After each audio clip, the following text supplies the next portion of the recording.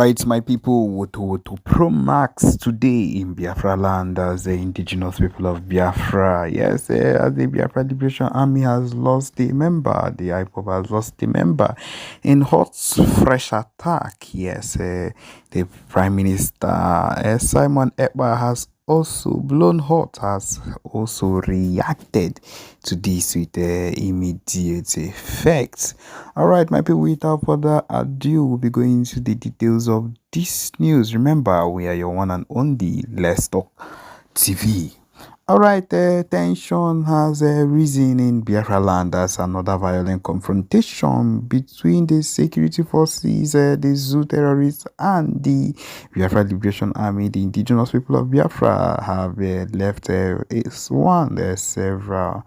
one dead and several injured. The incident occurred in early hours in the morning and has further heightened an already volatile situation in the region. The latest clash took place in the outskirts of the Biafra land, southeast, where there was reportedly a meeting and there was an attack in that same joint by the joint task force of the zoo military and the zoo army and the zoo police units. And according to the eyewitnesses, the forces ambushed the gathering, and this is where they were caught. While full details still remain unclear, it is confirmed that one member has been confirmed dead, yes, killed, while others are sustaining injury. The identity of the disease has not yet been released officially, but the death has sent shockwaves to the Biafran community, with many accusing the government of launching a brutal crackdown on peaceful activists. Local residents described the scene as chaotic, with gunfire erupting without warning. This one is coming from someone within the area. He said, "We heard gunshots and saw people running helter-skelter, running in every direction. Everyone was scared, and we had witnessed the attack from a distance." In response to the death, there has been a call for immediate, like I said, immediate retaliation, condemning what they called the state-sponsored terrorism, which is what they've been doing right from time. It is not a new thing. It is not something that is new one way or another. It is something that has been clear right from time. The tension has risen all over the place.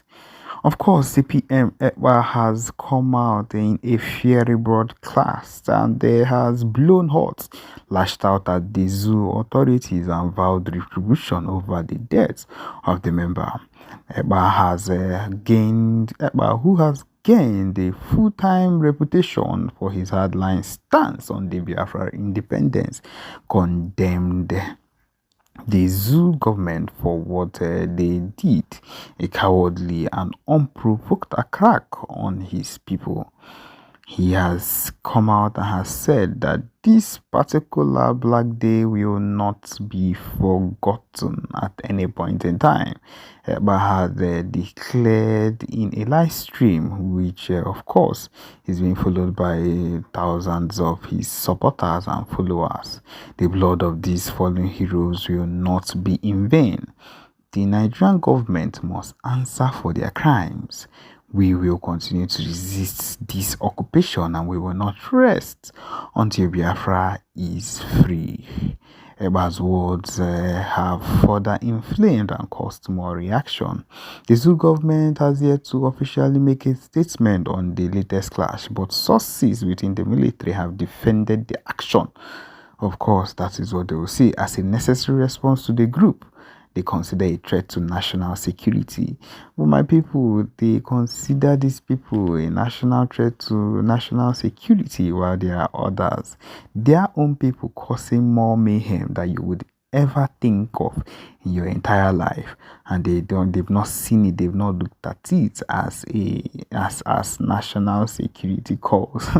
And people, it should just let you know how far these people are ready to go, or how far these people are ready to take whatever it is whenever it comes to anything that looks like it's Southeast or Igbo.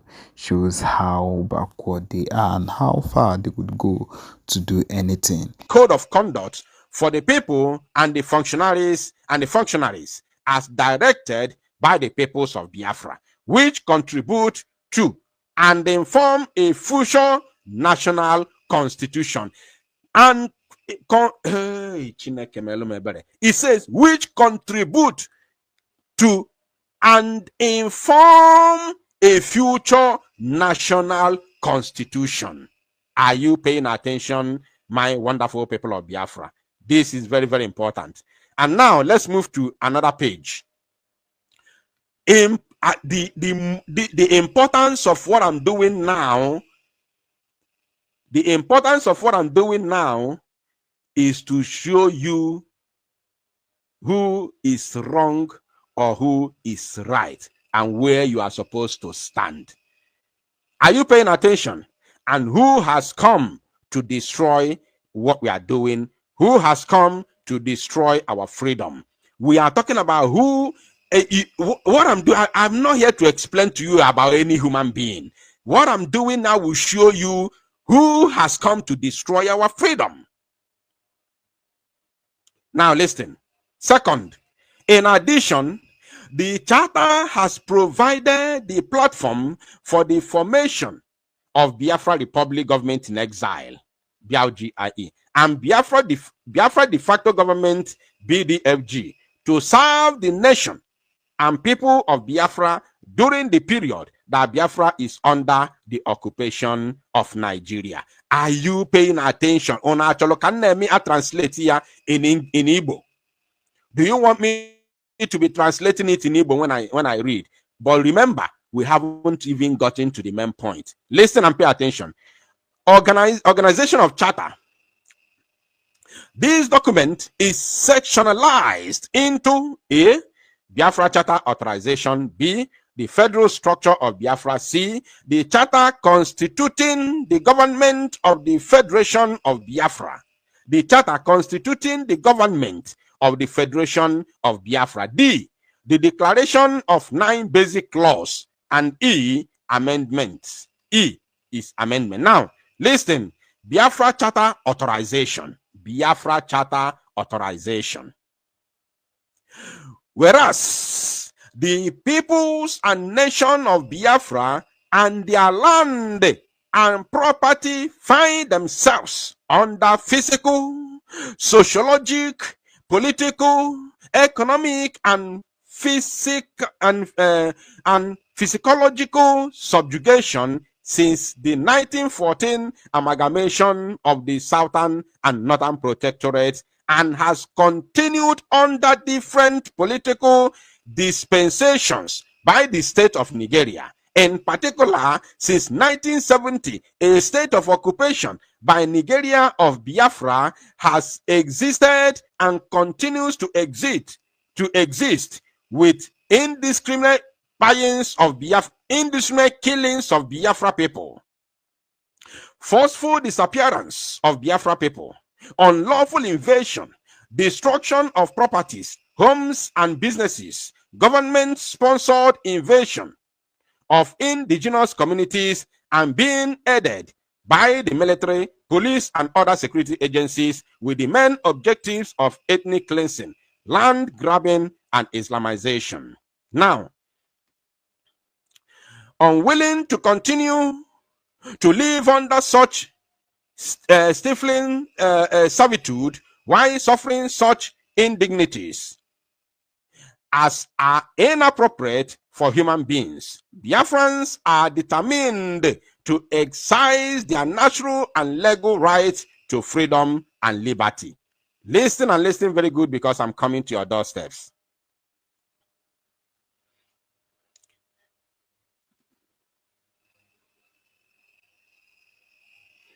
It says, now, therefore, We the peoples of the Federation of Biafra have resolved. We have gotten there now. Listen. Have resolved to actualize, renew, reaffirm, and continue in accordance and pursuant to the May 30, 1967 Biafra Independence Declaration with all the implications thereof. In reaffirming the independence of Biafra, the peoples and nation of Biafra make neither war nor peace with the state or peoples of Nigeria. Rather, we exercise a natural right, a popular right, a political right, and a right supported by the United Nations Organization Charter and international laws. The right of self-determination, right to self-defense, and right to self-governance. In the certain realization that only the effective exercise of self-determination by the peoples and nation of Biafra will end the state of occupation and subjugation by Nigeria of Biafra. In furtherance of this exercise, the Biafra Charter, a formal framework of the people and nation of Biafra, lends authority to and issues a mandate for the creation and formation of Biafra de facto government, BDFG. Listen, my people, with this, you will learn this very evening. Mandate of BDFG, mandate of Biafra de facto government. To create, form, operate, and manage a de facto government for and by the peoples and nation of Biafra, such government, such government to function in the meantime, as a bona fide government of Biafra in the manner of legal, customary, and decent governments. To secure the freedom and liberty of Biafra in its peoples from occupation by Nigeria, based on self-determination, paradigm, and principles with all haste and by all means necessary. To represent the sovereignty and interests of Biafra and its people in the region and in the world at large.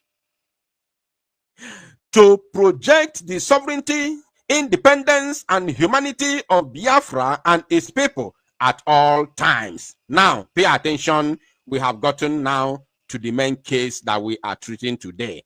If I treat it today, what we are treating today is where we are now. We have entered there. And I want every one of you to pay attention. I will show you where to go so that if you want to go and read for yourself, you will go there to the page where I'm reading now in order to read for yourself and confirm it for yourself. Now listen. To constitute a transitional government of Biafra, which is known as TGB, Transitional Government of Biafra. Remember, I played you our PM's, conversation, which he talked about the transitional government of Biafra. Now he said, this very charter, the Biafran charter said, to constitute a transitional government of Biafra, TGB, immediately after liberation of Biafra from Nigeria.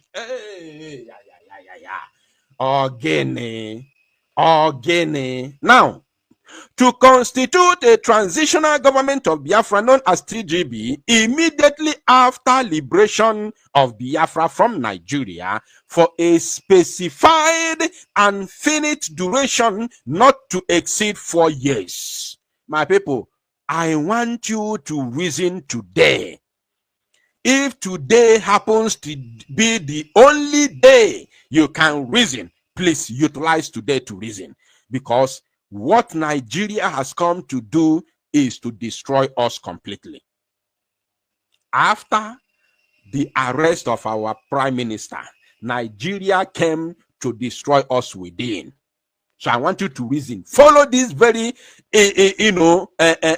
lecture very, very well. I want you to leave every other thing you are doing and focus, because I may not be able to do this again. I am not here for saga, so I may not be able to do this again. This may be only one time that I'll have time to do this. Pay attention, my wonderful people of Biafra. Now, let's take that again. To constitute a transitional government of Biafra, which PM had already said based on the conversation that I played for you before coming here, before coming to the Biafra Charter, from PM direct. To constitute a transitional government of Biafra known as TGB immediately after liberation of Biafra, immediately after liberation of Biafra, not immediately after declaration in Finland. We are still in exile. In case you don't know, don't let anybody confuse you. We are still in exile. And I don't want to talk first. Let me finish reading, then I'll talk. Now, immediately after liberation of Biafra from Nigeria for a specified and infinite duration not to exceed 4 years, pending the formalization of Biafra state structures, post-occupation and post-liberation. Onana nuku oyibo ono cholo kana translate ya n'Igbo. Omu banye, omu Biafra, the Biafran people. Do you people do you people understand it? Do you people understand it, or you want me to translate it in Igbo language? Let me take that again. Let me take that again. It says, immediately after liberation of Biafra from Nigeria for a specified and infinite duration not to exceed 4 years, pending the formalization of Biafra state. Listen, the formalization of Biafran state structures, post-occupation and post-liberation. Everything, before we even talk about anything, we are going to first of all liberate ourselves from Nigeria, and this transitional government is post-occupation and post-liberation, post-occupation of Nigeria in Biafra territory and post-liberation after we must have, evicted Nigeria from Biafra and liberate ourselves from Nigeria. Then we begin to talk about transitional government. We haven't even come to Brgie. We haven't come to, I want you to follow. Borrow ear this evening. Borrow ear this evening.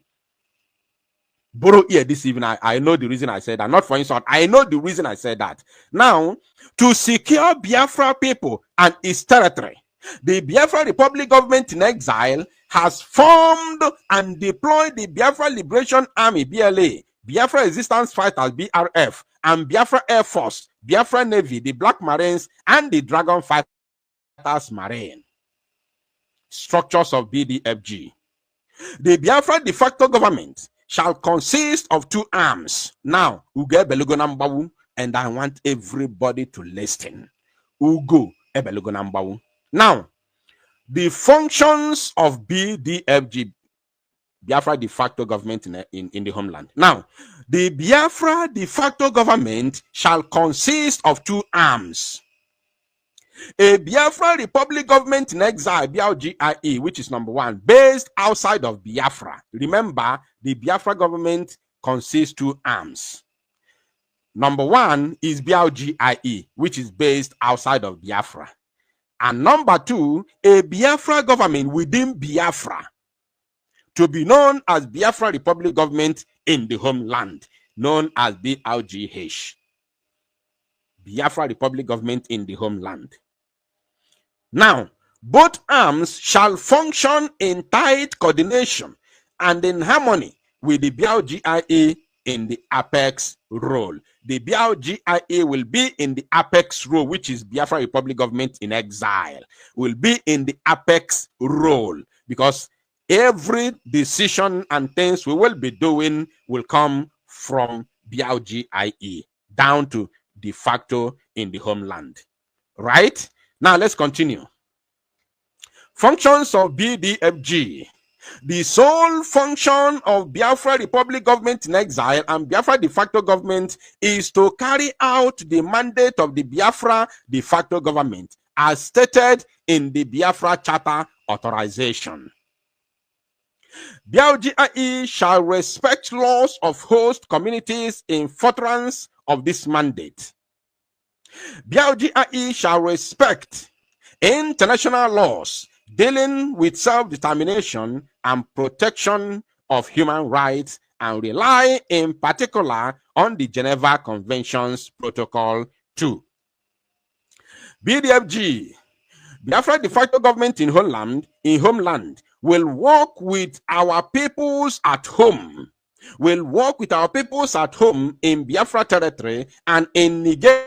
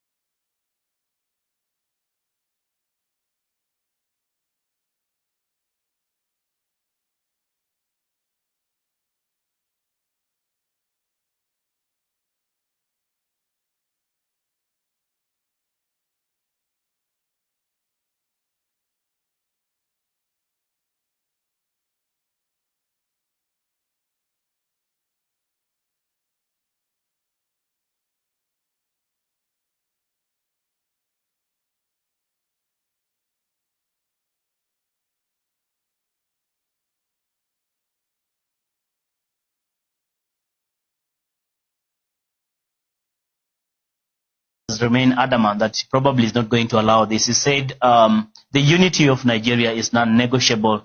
That clearly indicates that he's not going to relent in his push to silence any voice of dissenting as far as that position is concerned. So which way forward to heal the divide between or amongst the Nigerians, especially on Biafra crisis? I think the best thing is to ask them what they want. I remember one time Professor Wole Soyinka said, if we can continue fighting Biafrans for such a long time, it's not long before we go to war, which is actually happening right now. Why don't we ask them what they want? And for sure they have voiced and they have said it, that they want referendum. Why? Because for a long time they do not have a mutual understanding with the rest of the Nigeria nation. They are not understood. They are marginalized for such a long time. They are not wanted by the rest of the Nigerian government. So the best thing is to take them to a referendum so that we know exactly what they want and separate them if that is exactly what they want. Why? Because if we continue like this, these are crises not only in Nigeria, but it will have a ripple effect to the bordering countries. And with time, it will have a big effect to the African countries.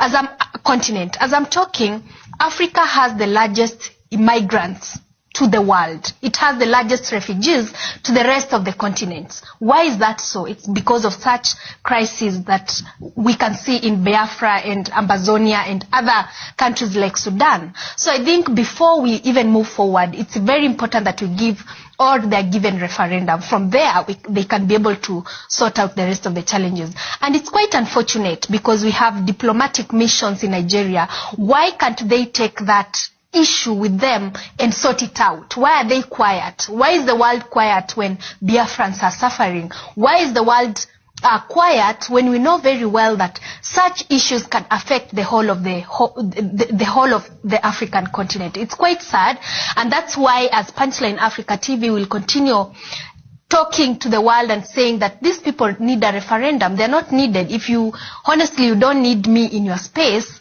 give me what I want so that I can self-govern myself, which I think it's a good way and a diplomatic way of allowing people to go their way. That would be good. Coupled with that, I would like you to approach it from a different angle altogether. What probably could have informed this agitation for, of course, separation, for a referendum to go separate ways between, of course, Nigeria and the people of Biafra? Let's approach it from that angle, as you and ask ourselves, what probably can we do to see into it that we find a healing in this divide? Yeah, I think it's paramount to understand that for starters, there was no redemption, and the word you just used, healing, from the first Biafran crisis in 1967, to the 3 years fighting. And if you remember very well, there was a brief period where they got their independence, and then the Nigerian military decided to send all the planes to just bomb indiscriminately anybody who was found in that region. And those scars are passed on in what is called transgenerational trauma. You don't even have to tell your child about this. It's the same thing that affects most African countries. You don't really need to tell your child, hate this person or hate this person, but the way you behave and the way you talk about these things and the tone with which you use, your children pick that, and then they grow up with that. They send it to their children and their children's children, and each generation comes forth understanding their history and knowing very well that we are the people who have been marginalized in a country where we are one of the most, we are creating profit. We're bringing GDP, one of the highest rates of GDP. We're bringing the largest group of intelligent people. We're bringing the largest group of talented people. And yet we are the people who are not benefiting from all this. And this crisis goes on in most of the countries that we are finding, we are finding, in the African continent with protests currently like Amazonia and Ethiopia.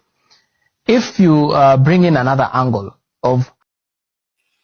All right, please let me know if my voice is coming out clear now. Please let me know so we can continue. Very, very important. Let me know. If you can hear me, please let me know in the comment section, my wonderful people of Biafra and, of course, lovers of freedom. Can you hear me? The very moment we went into the main point that has brought us here today, boom. Boom. Osetia. The very moment. Because that very chapter, or should I say page, that very page 27 was the straw that breaks the camel's back. That page 27, once I'm done with that page 27 this evening, those of you who have been confused all this while, we know your stand. Those of you who didn't know where you stand, will definitely come to realization, will definitely know your stand. Once I'm done with the page 27, which I'm bringing back now, you all will know where you stand. So relax, calm down. One thing I will assure you, one thing I will promise you is that, listen, because I did not listen to any of them, any of these two groups fighting, I didn't listen to their personal and individual conversations. I wanted a meeting. I called for a meeting. They disappointed me. They all disappointed me. So I have to go and follow the Biafra law. Because we have a law already.